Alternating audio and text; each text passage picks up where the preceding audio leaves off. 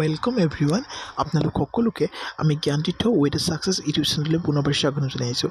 তো this is জ্ঞান প্ৰকাশ। তো জ্ঞান প্ৰকাশৰ সৈতে পোনপটীয়াভাৱে জড়িত হৈ থাকিবলৈ আপোনালোকে জ্ঞানতীৰ্থ ৱেড ছাকচেছ ইউটিউব চেনেলটো এতিয়াই ছাবস্ক্ৰাইব কৰি লওক। ইয়াৰ লগতে আপোনালোকে আমাৰ যিটো ADRE মহাসংগ্ৰাম এটা টেলিগ্ৰাম চেনেল আমি অপেন কৰিছোঁ। তো তাতে আপোনালোকে জইন হৈ লওক, কাৰণ আমি তাত ৰেগুলাৰ মক টেষ্টসমূহ দি থকাৰ লগতে আমি কাৰেণ্ট এফেয়াৰ্ছো প্ৰভাইড কৰি থাকোঁ। ইয়াৰ লগতে PDF নোটসমূহ তাত দিয়া থাকে। তো লগতে আমাৰ সৈতে পোনপটীয়াভাৱে আপোনালোকে জড়িত হ'ব পাৰে।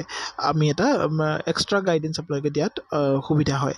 তো বৰ বেছি সময় নষ্ট নকৰোঁ। ইতিমধ্যে গম পায়েই আপোনালোকে আমি ADRE মহাসংগ্ৰাম চলাই নিয়াৰ লগতে ছ'চিয়েল ছায়েন্সৰ যিহেতু ওপৰত এটা বৃহৎ সংখ্যক নম্বৰ ছ'চিয়েল ছায়েন্সেছ বুলি এক্সট্ৰাকৈ দি দিছে। GK বুলি দিয়াৰ সলনিও জেনেৰেল এৱাৰনেছ, জেনেৰেল নলেজ বুলি কোৱাৰ সলনিও ছ'চিয়েল ছায়েন্স বুলি এটা এক্সট্ৰা বিষয় দিছে। গতিকে তাৰ বাবে আমি কি কৰিব লাগিব, ক্লাছ 6 to 10 পঢ়িবই লাগিব ছ'চিয়েল ছায়েন্সৰ বুকসমূহ। 12লৈকে পঢ়িলে বেছি ভাল। তো মোৰ নোটছখিনি আছে, যদি হেণ্ডিটেড নোটছখিনিও বিচাৰে মই ফটো মাৰি দি দিম। তো তাত কোনো প্ৰব্লেম নাই। ইয়াত চাওক, মই ফটো এখন লগাই দিছোঁ। আমাৰ যিখন SCRT বুক হয় এখন অষ্টম শ্ৰেণীৰ আছে, কিন্তু মই ক্লাছ 6ৰ পৰা এতিয়া বৰ্তমান 6ৰ ক্লাছ কৰি আছোঁ। এটা ক্লাছ হৈ গৈছে বৰ্তমানলৈকে। 12লৈকে আমি সকলোখিনি ডিছকাশ্যন কৰিম। তো বৰ বেছি সময় নষ্ট নকৰোঁ। যদি ভিডিঅ'সমূহ আপোনালোকৰ উপকৃত হোৱা যেন অনুভৱ কৰে, তেতিয়া আপোনালোকে কিন্তু ভিডিঅ'সমূহ শ্বেয়াৰ কৰিব লাগিব। তো চেনেল ছাবস্ক্ৰাইব কৰিব লাগিব আৰু কমেণ্ট কৰিবলৈ নাপাহৰিব ভিডিঅ'বোৰ কেনেকুৱা পাইছে। তো আপোনালোক আমাৰ সৈতে জড়িত হৈ থাকক। আমি সম্পূৰ্ণৰূপে আপোনালোকক সহযোগিতা আগবঢ়াবলৈ চেষ্টা কৰিম। আশা কৰোঁ ভিডিঅ'সমূহ আপোনালোকৰ বাবে উপকৃত হ'বই হ'ব। তো প্ৰথম কুৱেশ্যনটোলৈ আমি যাওঁ। কুৱেশ্যন নম্বৰ 1 মানে আজিৰ ভিডিঅ'টো কুৱেশ্যন নম্বৰ 11, কাৰণ যোৱাটো ভিডিঅ'ত আমি ইতিমধ্যে 10 নম্বৰ কুৱেশ্যনটোলৈকে আলোচনা কৰিছোঁ আৰু 11 নম্বৰ কুৱেশ্যনটো আমি আপোনালোকক হোমৱৰ্ক দিছিলোঁ। তো সেই হোমৱৰ্ক দিয়া কুৱেশ্যনটোৱে আজি আমি এনালাইচিছ কৰিম। তো মাউণ্ট এভাৰেষ্ট আৰোহণ কৰা প্ৰথম ব্যক্তিগৰাকী কোন আছিলে, কুৱেশ্যনটো সেইটোৱে সুধিব বিচাৰিছে। অপশ্যন এত আছে Edmund Hillary and Tenzing নৰগে, option বিত আছে এডমাণ্ড হিলাৰী, অপশ্যন চিত আছে টেনজিং নৰগে, ওপৰৰ এটাও নহয়। এতিয়া মূল কথাটো হ'ল 1953 চনত এডমাণ্ড হিলাৰী আৰু টেনজিং নৰগে দুয়োজনেই কি কৰিছিলে, মাউণ্ট এভাৰেষ্ট জয় কৰিছিলে। প্ৰথমজন ব্যক্তি আছিলে তেওঁ, ঠিক আছিলে। তো আহিব পাৰে মাউণ্ট এভাৰেষ্ট জয় কৰা প্ৰথমগৰাকী মহিলা কোন। তো তেতিয়া মাউণ্ট এভাৰেষ্ট জয় কৰা প্ৰথমগৰাকী মহিলা কোন বুলি ক'লে আমি জুংকো টাৱেৰ কথা ক'ব লাগিব, ঠিক আছে। জুংকো টাৱে আপোনালোকে নোটছ কৰি ৰাখিব বুলি আশা কৰিছোঁ। ইয়াৰ লগতে আহিব পাৰে যে মাউণ্ট এভাৰেষ্ট জয় কৰা প্ৰথমগৰাকী অসমীয়া মহিলা কোন, তেতিয়া আমি বাসেন্দি পালৰ কথা ক'ব লাগিব। ক্ষমা কৰিব, অসমৰ যিহেতু অসমীয়া বুলিয়ে কৈ পাইছোঁ, তো ইণ্ডিয়ান হয়। বাসেন্দি পাল হৈছে প্ৰথমগৰাকী ইণ্ডিয়ান ওমেন, ঠিক আছে, বাসেন্দি পাল। আৰু মাউণ্ট এভাৰেষ্ট দুবাৰ জয় কৰা প্ৰথমগৰাকী ওমেন হৈছে সন্তোষ যাদৱ। তেওঁ টুৱাইছ কি কৰিছে, দুবাৰ কি কৰিছে, মাউণ্ট এভাৰেষ্ট জয় কৰিছে, সন্তোষ যাদৱ। তো এইখিনি আমি কুৱেশ্যনছ SCRT বুকছবিলাকতকৈও ওপৰত কুৱেশ্যন কৈ আছোঁ। গতিকে দুই এটা কথা জানি থোৱাটো আমি ভাল। তো নবাং গম্বু বুলি এজন আছে, যিজন ফাৰ্ষ্ট মেল হয়, যিয়ে মাউণ্ট এভাৰেষ্ট দুবাৰ কি কৰিছে, তেওঁ জয় কৰিছে। কুৱেশ্যন নম্বৰ আমি 2টোলৈ যাম, ঠিক আছে। কুৱেশ্যন নম্বৰ 2টো কি আছে সেইটো মন কৰক, অৰ্থাৎ 12 নম্বৰ কুৱেশ্যন। ভাৰতৰ আটাইতকৈ ডাঙৰ লুণীয়া প্ৰাণীৰ হ্ৰদটোৰ নাম কি? ভাৰতৰ আটাইতকৈ ডাঙৰ লুণীয়া প্ৰাণীৰ হ্ৰদটোৰ নাম হৈছে option B will be the correct answer, চিল্কাৰং। চিল্কা লেকটো হৈছে ভাৰতৰ আটাইতকৈ ডাঙৰ লুণীয়া প্ৰাণীৰ হ্ৰদ। আৰু সম্ভৰ বুলি কৈ দিয়াৰ লগে লগে এইটো যদি ইনলেণ্ড চেলাইন ৱাটাৰ লেক বুলি আহে, তেতিয়া কিন্তু সম্ভৰ হ'ব। কিন্তু ইয়াত আহিলে অকল চেলাইন ৱাটাৰ লেক, এই লুণীয়া পানী মানে চেলাইন ৱাটাৰ বুলি ইংৰাজীত আহে, ঠিক আছে। তো আৰু আটাইতকৈ ভাৰতৰ ফ্ৰেছ ৱাটাৰ লেক বুলি কৈ দিলে আমি উলাৰ লেক আহিব, যিটো জম্মু কাশ্মীৰত আছে। আৰু যিটো সম্ভৰ লেকটো এইটো সম্ভৰ লেকটো ক'ত আছে? সম্ভৰ লেকটো আছে ৰাজস্থানত। আৰু চিল্কা লেকটো ক'ত আছে? উৰিষ্যা। সেইখিনি কিন্তু মনত ৰাখিব দেই।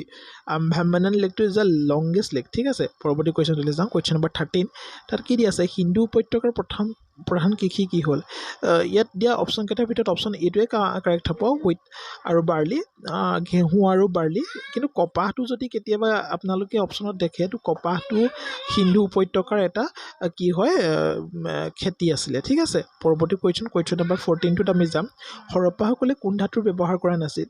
তো মানুহে ব্যৱহাৰ কৰা ধাতু বুলি ক'লে আপোনালোকে CBI ৱৰ্ডটো মনত ৰাখিব তো ইয়াত বাৰু তাৰ কোনো ধৰণৰ নাখাতে তো কপাৰ মানুহে প্ৰথম ইউজ কৰিছিলে দেন ব্ৰঞ্জ দেন আইৰণ তো CBI মনত ৰাখিলে আপোনালোকে সুবিধা হ'ব এতিয়া হ'ল হৰপ্পাসকলে কোনটো ধাতুৰ ব্যৱহাৰ নাজানিছিল হৰপ্পাসকলে লো ধাতুৰ কি হয় ব্যৱহাৰ নাজানিছিল কুৱেশ্যন নম্বৰ 15ত আমি যাম ৰকি পৰ্বতমালা ক'ত আছে ৰকি পৰ্বতমালা উত্তৰ আমেৰিকাত আছে দক্ষিণ আমেৰিকাত কি আছে এণ্ডিজ যিটো আটাইতকৈ দীঘল পৰ্বতমালা বুলি কোৱা হয় ঠিক আছে পৰৱৰ্তী কুৱেশ্যন নম্বৰ 16 কি আছে তলৰ কোন স্থানত বৃহৎ ৰাজহুৱা স্থানাগাৰটো পোৱা যায় তো মহেঞ্জোদাৰোত বৃহৎ ৰাজহুৱা স্থানাগাৰটো পোৱা যায় লগতে ডান্সিং গাৰ্ল নটৰাজ ষ্টেচু এইখিনিও পোৱা গৈছিলে ইয়াৰ লগতে মহেঞ্জোদাৰো কি নদীৰ পাৰত আছে ইণ্ডাছ নদীৰ পাৰত মহেঞ্জোদাৰো আছে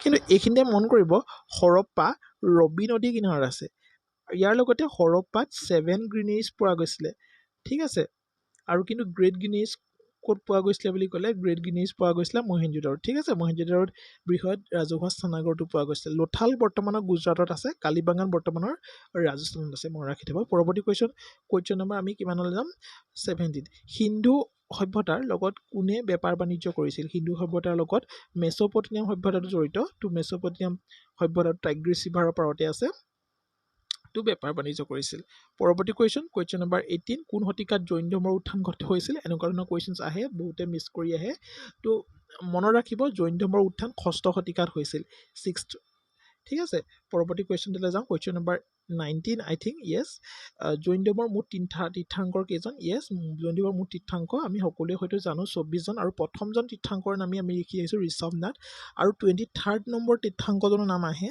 তো তেওঁৰ নাম আছিলে পৰ্শৱনাথ আৰু একেবাৰে শেষৰজনৰ নাম হৈছে 24th জনৰ নাম হৈছে মহাবীৰ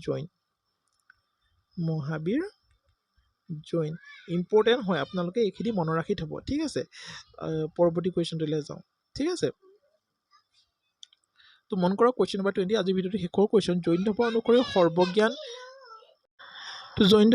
সৰ্বজ্ঞান লাভ কৰাৰ পৰিণতি হৈছে আমি সকলোৱে জানো এইটো কৈবল্য বুলি আমি কোৱা হয় ঠিক আছে পৰৱৰ্তী কুৱেশ্যনটো আমি এটা হোমৱৰ্ক কুৱেশ্যন হিচাপে আপোনালোকে ৰাখিম যিহেতু প্ৰতিটো ভিডিঅ'তে আমি এটা কুৱেশ্যন হোমৱৰ্ক ৰাখোঁ আপোনালোকে আমাক কমেণ্ট কৰি জনাব লাগে আপোনালোকে ভিডিঅ'সমূহ চাইছে নাই চোৱা বুজি পাইছে নাই পোৱা তেতিয়াহে আমি আচলতে বুজি পাওঁ তো কমেণ্টটো কিন্তু আপোনালোকে কৰিবই এইটো কম্পালচৰি হয় সকলোৰে বাবে আৰু প্লিজ কমেণ্ট কৰিব আৰু লাইক কৰিব ভিডিঅ'টো যিমান পাৰে সিমান শ্বেয়াৰ কৰিব আৰু আমি সম্পূৰ্ণ সহযোগিতা আগবঢ়াম আৰু কেনেকুৱা ধৰণৰ ভিডিঅ' বিচাৰে আপোনালোকে জনাব কোন ধৰ্মৰ লোকে পূৰ্ণজন্ম আৰু কৰ্মফলক বিশ্বাস কৰিছিল এনেকুৱা ধৰণৰ কুৱেশ্যন কিন্তু আহে অপশ্যন 4টা আছে হিন্দু ধৰ্ম আছে বি আছে জৈন ধৰ্ম চি আছে বৌদ্ধ ধৰ্ম ডি আছে খ্ৰীষ্টান ধৰ্ম বহুতে মই জানো হিন্দু ধৰ্ম বুলিয়ে কমেণ্ট কৰিব তো হিন্দু ধৰ্ম নহয় মই এইটো কৈ দিছোঁ এইটো ডাউট আপোনালোকক ক্লিয়াৰ কৰি দিছোঁ বাকী জৈন আৰু বুদ্ধ ধৰ্ম আৰু খ্ৰীষ্টান ধৰ্মৰ ভিতৰত কোন ধৰ্মৰ মানুহে পূৰ্ণজন্ম আৰু কৰ্মফলক বিশ্বাস কৰে তো এইটো কুৱেশ্যনৰ আনচাৰ আপোনালোকৰ পৰা আশা কৰিলোঁ পৰৱৰ্তী ভিডিঅ'টো আমি এই সম্পৰ্কে খুব সুন্দৰভাৱে আলোচনা কৰিম